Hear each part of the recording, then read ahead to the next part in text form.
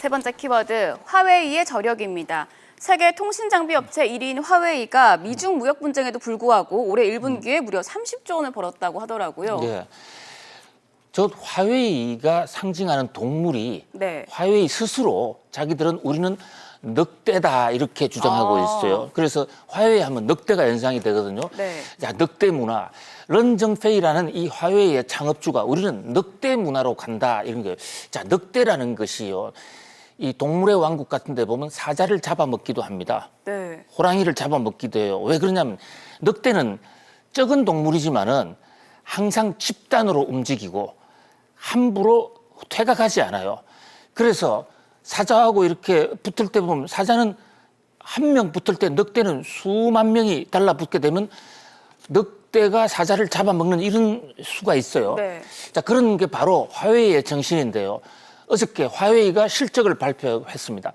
거기서 런정페이가 직접 나서서 실적 발표했는데 바로 거기서 화웨이의 늑대 문화를, 늑대 정신을 마음껏 발현했다라고 그렇게 보여요. 자, 화웨이는 상장사가 아닙니다. 아직 상장되지 않은 회사예요. 네.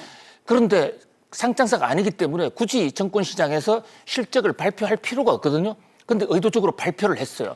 자, 발표를 하고 보니까 매출, 영업이익, 순이익 다 30%, 40% 폭증을 한 거예요. 네. 지금 다른 전자회사들의 경우에는 지금 반도체도 조금 꺼지고 스마트폰이 좀 하향하면서 지난해 하반기부터 조금 꺼지는 그런 양상인데 화웨이는 장사를 굉장히 잘한 실적이 나온 거예요. 자, 이 왜 이런 것을 발표했을까? 화웨이 런정페이의 전략은 트럼프 대통령이 화웨이를 공격하지 않았습니까? 네. 화웨이가 안에 그 칩을 집어넣어 가지고 미국의 안보를 위협한다 이런 식으로 하면서 동맹국들을 상대로 화웨이 물건을 쓰지 말아까지 했습니다. 네. 그런 그 공포 속에서 화웨이가 이제 망하는 것이 아닌가라는 그런 우려가 있었던 것도 사실이에요. 그런데 막상 영업 보고서 뚜껑을 열어보고 나니까 트럼프 대통령의 쇼크로 인해서 화웨이 영업 수지에 전혀 손해를 본 것이 없다라는 이런 것을 지금 강조하고 있는 것입니다. 그리고 중국 일부 언론들은 오히려 지금 트럼프 대통령을 향해서 비웃고 있습니다. 트럼프 대통령 감사합니다. 트럼프 대통령 덕분에 잘 알려지지 않았던 이 화웨이가 세계적으로 공짜로 엄청나게 선전을 했습니다. 지금 이렇게 주장하고 있어요. 네.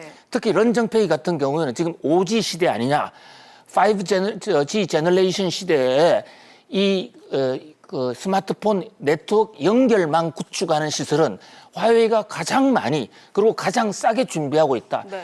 5G망 구축 시대가 오면 화웨이는 더 클 것이다. 이것을 지금 마음껏 지금 뽐내고 있는 밤사이에 이 런정페이의 화웨이의 선전이었어요.